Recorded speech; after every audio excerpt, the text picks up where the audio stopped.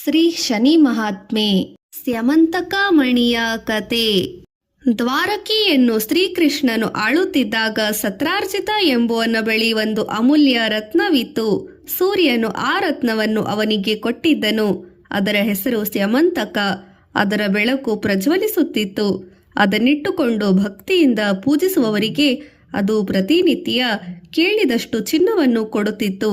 ಇಂತಹ ರತ್ನಮಾಲೆ ಒಂದು ಅಪೂರ್ವ ವಸ್ತು ಎಂದು ತಿಳಿದ ಸತ್ರಾರ್ಜಿತ ಬೀಗುತ್ತಿದ್ದನು. ಹೀಗೆ ಸ್ವಾಭಾವಿಕವಾಗಿ ಹೆಮ್ಮೆಯಿಂದ ಸತ್ರಾರ್ಜಿತ ಇರುವಾಗ ಒಮ್ಮೆ ದ್ವಾರಕೆಗೆ ಬಂದಿದ್ದಾಗ ಶ್ರೀಕೃಷ್ಣ ಇಂತಹ ರತ್ನವು ಅರಮನೆಯಲ್ಲಿರಬೇಕಾದ ವಸ್ತು ಎಂದು ಸ್ವಾಭಾವಿಕವಾಗಿ ಹೇಳಿದ್ದನಷ್ಟೇ. ಒಂದು ದಿನ ಸತ್ರಾರ್ಜಿತನ ತಮ್ಮ ಪ್ರಸೇನ ಆ ರತ್ನಮಾಲೆಯನ್ನು ಧರಿಸಿ ಭೇಟಿಗೆ ಹೊರಟನು. ದಾರಿಯಲ್ಲಿ ಒಂದು ಸಿಂಹ ಪ್ರಸೇನನನ್ನು ಕೊಂದು ಮಾಲೆಯನ್ನು ಕಚ್ಚಿಕೊಂಡು ಒಂದು ಗುಹೆಯನ್ನು ಹೊಕ್ಕಿತು.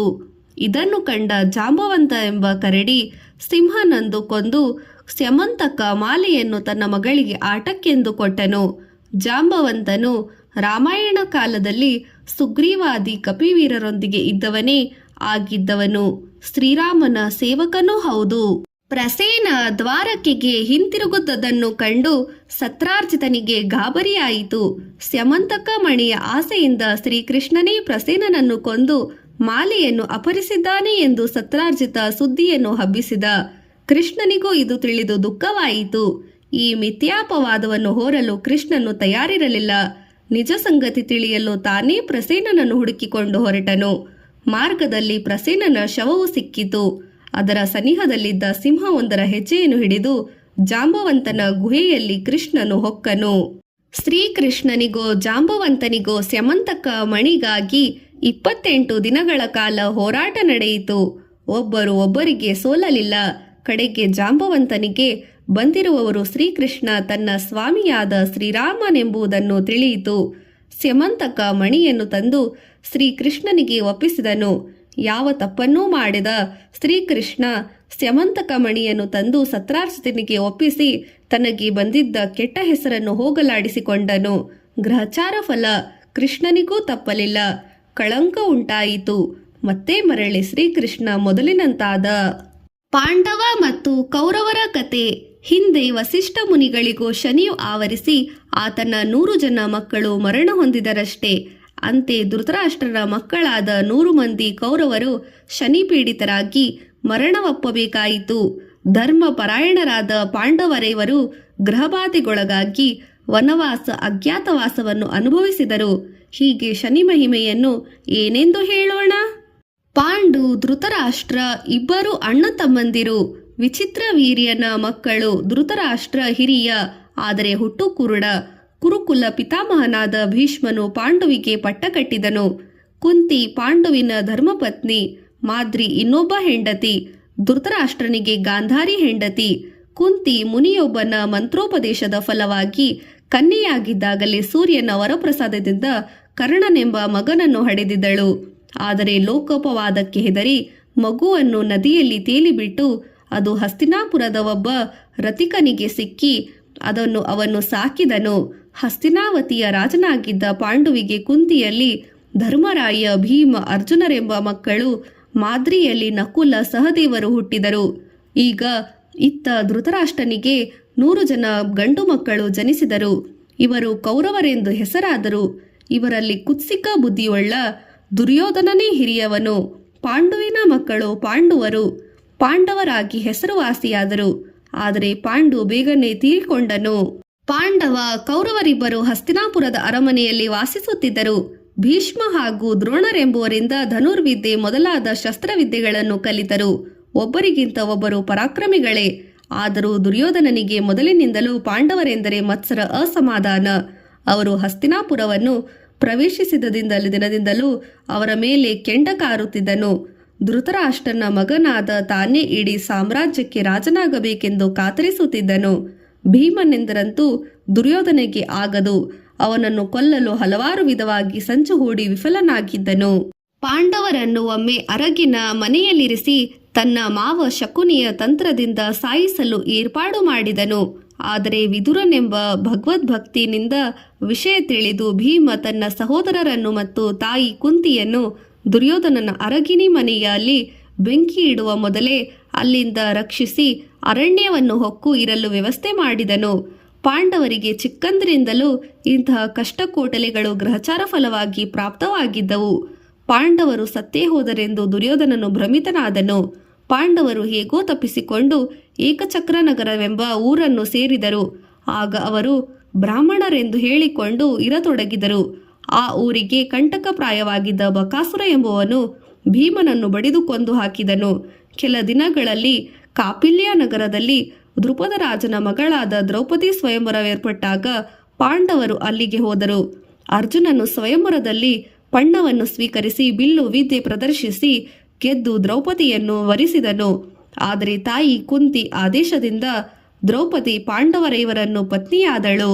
ಸತ್ತು ಹೋಗಿದ್ದರೆಂದು ತಿಳಿದಿದ್ದರೆ ಪಾಂಡವರು ದ್ರೌಪದಿಯನ್ನು ಮದುವೆಯಾದರೆಂದು ತಿಳಿದಾಗ ದುರ್ಯೋಧನನಿಗೆ ಅದು ನುಂಗಲಾರದ ತುತ್ತಾಗಿತ್ತು.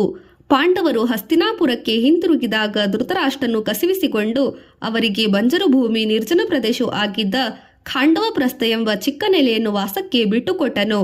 ದೈವಾನುಗ್ರಹದಿಂದ ಪಾಂಡವರು ಅದನ್ನೇ ಬಂಗಾರದ ಭೂಮಿಯನ್ನಾಗಿಸಿ ಇಂದ್ರಪ್ರಸ್ಥವೆಂಬ ಹೆಸರಿನಿಂದ ತಮ್ಮ ರಾಜಧಾನಿಯಾಗಿಸಿಕೊಂಡರು. ಕೆಲ ದಿನಗಳಷ್ಟೇ ಧರ್ಮರಾಜ ಅದ್ಧೂರಿಯಾಗಿ ರಾಜಸೂಯ ಯಾಗವನ್ನು ಮಾಡಿ ಪರಮಾತ್ಮನಾದ ಶ್ರೀಕೃಷ್ಣನಿಗೆ ಅಗ್ರಪೂಜೆ ನೀಡಿದ. ಇವೆಲ್ಲ ದುರ್ಯೋಧನನಿಗೆ ನಂಬಲಾರದ ಸಂಗತಿಯಾಗಿತ್ತು. ಧರ್ಮರಾಜ ಕಟ್ಟಿಸಿದ ಹೊಸ ಅರಮನೆ ನೋಡಿದಾಗಲೆಂದು ಹೆಡೆತುಳಿದ ಹಾವಾಗಿದ್ದ. ಪಾಂಡವರ ಅಭ್ಯುದಯವನ್ನು ಸಹಿಸಲಾರದ ದುರ್ಯೋಧನ ತನ್ನ ಮಾವ ಶಕುನಿಯನ್ನು ಕರೆಸಿ ಹೇಗಾದರೂ ಮಾಡಿ ಪಾಂಡವರನ್ನು ಬಲಹೀನ ರಾಜ್ಯವಿಹೀನರ ಆಗುವಂತೆ ಮಾಡಬೇಕೆಂದು ಕೇಳಿಕೊಂಡ. ಶಕುನಿಗೆ ಪಾಂಡವರು ಎಷ್ಟು ಬಲಶಾಲಿಗಳೆಂದು ತಿಳಿದಿತ್ತು. ಎಂದೇ ಪಾಂಡವರನ್ನು ಮೋಸದಿಂದ ಗೆಲ್ಲಬೇಕೆಂದು ಹವಣಿಸಿದರು.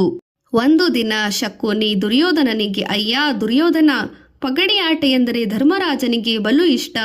ಅವನನ್ನು ದ್ಯೂತ್ಯಕ್ಕೆ ಆಹ್ವಾನಿಸು. ನಿನ್ನ ಪರವಾಗಿ ನಾನು ಆಡುತ್ತೇನೆ. ಮೋಸದಿಂದ ನಾನು ಅವನನ್ನು ಸುಲಭವಾಗಿ ಗೆಲ್ಲುತ್ತೇನೆ. ಇದರಿಂದ ಸುಲಭವಾಗಿ ಪಾಂಡವರು ರಾಜ್ಯಕೋಶಗಳನ್ನು ಗೆದ್ದು ಬಿಡಬಹುದು. ಏನನ್ನುತ್ತೀಯಾ ಎಂದು ಕೇಳಿದನು. ಇಂಥ ಅವಕಾಶವನ್ನು ದುರ್ಯೋಧನನು ಬಿಡುವನೇ? ಪಾಂಡವರ ಹಿರಿಯ ಯುಧಿಷ್ಠಿರ ದ್ಯೂತಕ್ಕೆ ಆಹ್ವಾನಿಸಿದನು.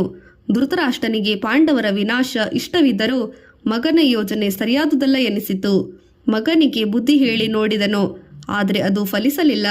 ಮೊದಲು ಧರ್ಮರಾಜ ಧೃತನನ್ನು ದ್ಯೂತಕ್ಕೆ ಒಪ್ಪಲಿಲ್ಲ, ಆದರೆ ರಾಜ ಧರ್ಮವೆಂದು ಒಪ್ಪಿಕೊಂಡನು. ಅವನಿಗೆ ಶಕುನಿಯ ಕುತಂತ್ರ ತಿಳಿದಿರಲಿಲ್ಲ. ದ್ಯೂತದಲ್ಲಿ ಧರ್ಮರಾಯ ಸೋತು ಹೋದುದನ್ನಲ್ಲದೆ ರಾಜ್ಯಕೋಶಗಳನ್ನು ಪಣವಾಗಿಟ್ಟಿ ತಮ್ಮಂದಿರು ಮತ್ತು ದ್ರೌಪದಿಯನ್ನು ಶಸ್ತ್ರಾಸ್ತ್ರವನ್ನು ಕಳೆದುಕೊಂಡನು. ತುಂಬಿದ ಸಭೆಯಲ್ಲಿ ದುರ್ಯೋಧನ ದ್ರೌಪದಿಯ ಮಾನಹರಣ ಮಾಡಲು ಯತ್ನಿಸಿದನು. ಆದರೆ ಪತಿವ್ರತೆ ಸದ್ಗುಣಿಯಾದ ದ್ರೌಪದಿ ಶ್ರೀಕೃಷ್ಣನಿಗೆ ಮೊರೆ ಹೊಕ್ಕು ತನ್ನ ಮಾನವನ್ನು ಕಾಯ್ದುಕೊಂಡಳು. ಧೃತರಾಷ್ಟ್ರ ಆಗಿ ಹೋದ ಭೀಕರವನ್ನು ಕಂಡು ದ್ರೌಪದಿಯಲ್ಲಿ ತನ್ನ ಮಗನು ಮಾಡಿದ ತಪ್ಪನ್ನು ಮನ್ನಿಸಲು ಅವಳಲ್ಲಿ ಕೋರಿದನು.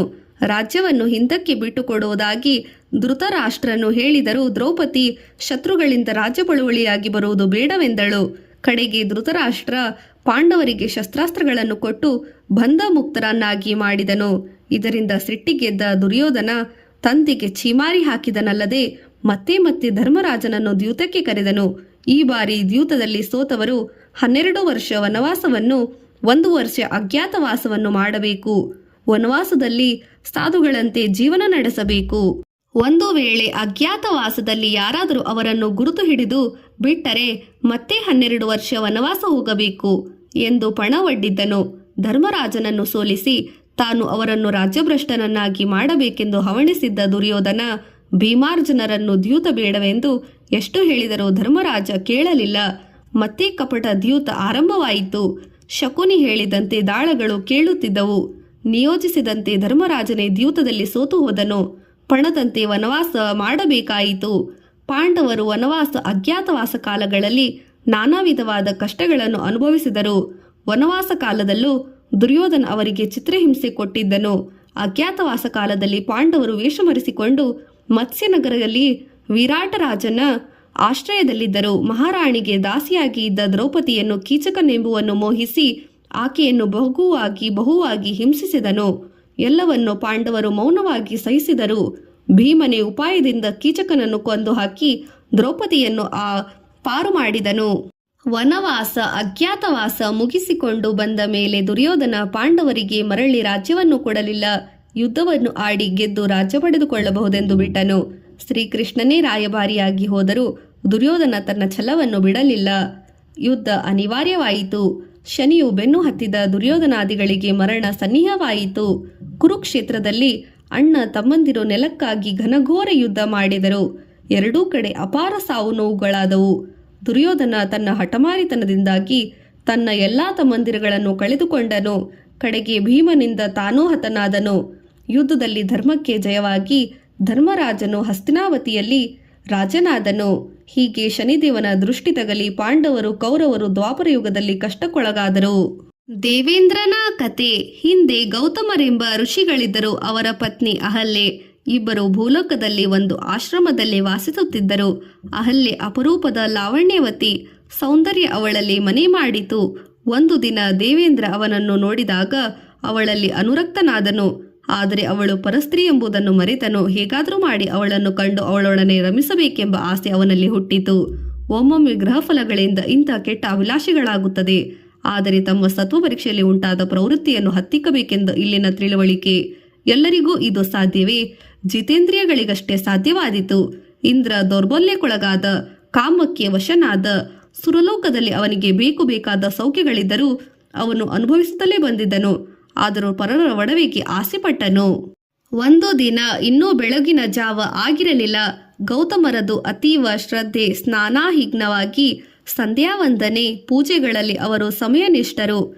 ಇಂದ್ರ ಅಹಲ್ಯೆ ಮೇಲಿನ ಆಸೆಯಿಂದ ಇನ್ನೂ ಬೆಳಗಾಗಿದಿರಲು ತಾನೊಂದು ಕೋಳಿಯಾಗಿ ಗೌತಮ ಋಷಿಗಳ ಆಶ್ರಮದ ಸನ್ನಿಹದಲ್ಲಿ ಗಟ್ಟಿಯಾಗಿ ಶಬ್ದ ಮಾಡಿದನು.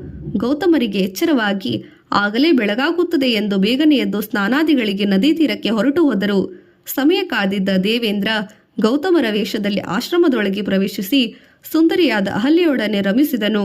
ಅಹಲ್ಯೆಗಾದರೂ ಅವನಾರೆಂದು ತಿಳಿಯದೇ ಇರಲಿಲ್ಲ. ಆತ ತನ್ನ ಪತಿಯಲ್ಲವೆಂಬುದು ಅರ್ಥವಾಯಿತು ಹೋಯಿತು. ಆದರೆ ಕಾಲ ಮೀರಿತು. ಕಾಮವಶರಾಗಿ ಇಬ್ಬರು ಅಕಾರ್ಯ ಮಾಡಿದರು. ಇತ್ತ ಗೌತಮರು ನದಿ ತೀರಕ್ಕೆ ಬಂದಾಗ ಇನ್ನೂ ಬೆಳಗಾಗದಿರುವುದನ್ನು ಗ್ರಹಿಸಿದರು.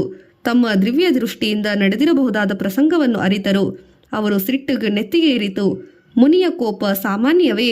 ಗೌತಮರು ಕೂಡಲೇ ಆಶ್ರಮಕ್ಕೆ ಹಿಂತಿರುಗಿ ಕಾಮ ಕೇಳಿಕೆದಲ್ಲಿದ್ದ ಇಂದ್ರನನ್ನು ಎಚ್ಚರಿಸಿದರು. ಎಲ್ಲವೋ ದೇವೇಂದ್ರ, ಅವಿವೇಕಿ, ಅನರ್ಥವನ್ನುಂಟು ಮಾಡಿದೆ. ನಿನ್ನ ಮೈ ಸಹಸ್ರ ಯೋನಿಯಾಗಿಲಿ ಎಂದು ಶಪಿಸಿದರು. ಸುಂದರವಾದ ದೇವೇಂದ್ರನ ಶರೀರ ಕುಂದಿ ಮೈಯೆಲ್ಲಾ ಯೋನಿಗಳಾಗಿ ವರಿಸಿದವು. ಅಹಲ್ಯೆಗೆ ಗೌತಮರು ಶಿಲೆಯಾಗಿ ಹೋಗೆಂದು ಶಾಪವಿತ್ತರು. ಮುಂದೆ ತ್ರೇತಾಯುಗದಲ್ಲಿ ಶ್ರೀರಾಮಚಂದ್ರನ ಪಾದಸ್ಪರ್ಶದಿಂದ ಅಹಲ್ಯೆ ಶಾಪ ವಿಮುಕ್ತಳಾಗಿ ಗೌತಮರನ್ನು ಸೇರಿಕೊಂಡಳು.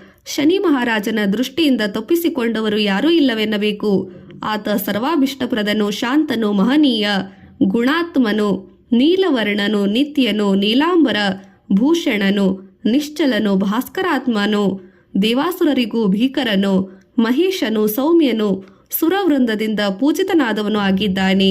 ಜನ್ಮರಾಶಿಯಿಂದ 3, 6, 11 ಈ ಸ್ಥಾನದಲ್ಲಿ ಇರುವಾಗ ಶನಿಯು ಶುಭಪ್ರದಾಯಕನಾಗಿದ್ದಾನೆ. ಅವನ ಕೃಪೆಯಿಂದ ಎಲ್ಲಾ ದುಃಖಗಳು ನಿವಾರಣೆಯಾಗಿ ಸುಖವು, ಲಾಭವು, ಧನಪ್ರಾಪ್ತಿಯು, ಸಂತತಿಯೂ ಆಗುತ್ತದೆ. ಹಿಂದೆ ಚಂದ್ರನಿಗೂ ಅವನಿಂದ ಕಳಂಕ ಬಂದಿತು. ಶುಕ್ರನು ಭಂಗಾಚಿತನಾಗಿದ್ದನು. ಈ ರೀತಿಯಾಗಿ ಶನಿಯು ಎಲ್ಲರಿಗೂ ಕಾಡಿದ್ದಾನೆ. ಅವರಿಗೆ ಅನಂತರ ಅತ್ಯಂತ ಶುಭ ಉಂಟು ಮಾಡಿದ್ದಾನೆ.